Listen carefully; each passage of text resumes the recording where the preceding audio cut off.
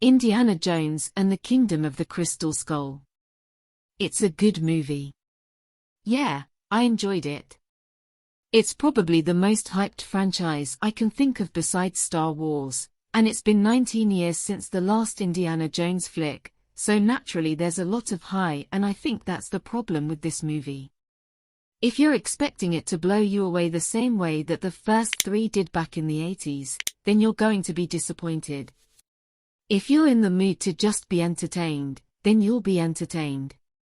But if you want to nitpick it to death, then there's plenty of things to nitpick. It satisfies both.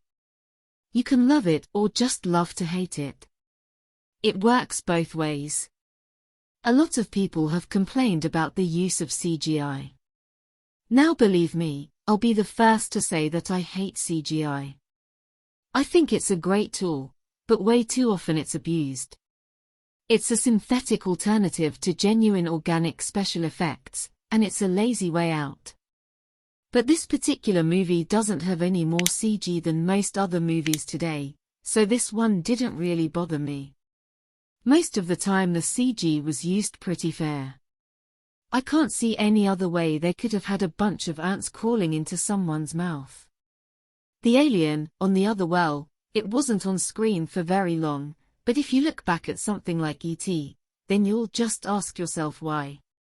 If you're expecting an action film made in the year 2008 by Spielberg and Lucas to not have any CGI, then you're being incredibly optimistic.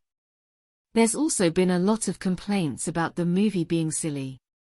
Now, I agree there were some gags which were pretty dumb, like the quicksand scene with the snake, but overall it was nowhere near as ridiculous as Temple of Doom. I don't even think I need to give any examples. Just watch Temple of Doom, you'll know exactly what I mean. And don't get me wrong, it's a good movie. The last half hour of Temple of Doom is amazing, but overall it's way more goofy than Crystal Skull.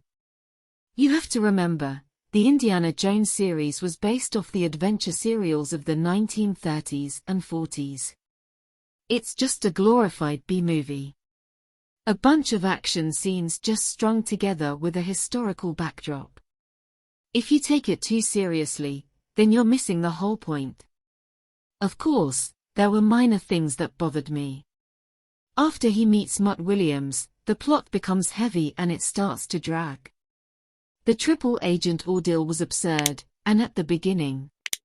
The cemetery scene, the waterfall, Indiana Jones silhouetted against the mushroom cloud.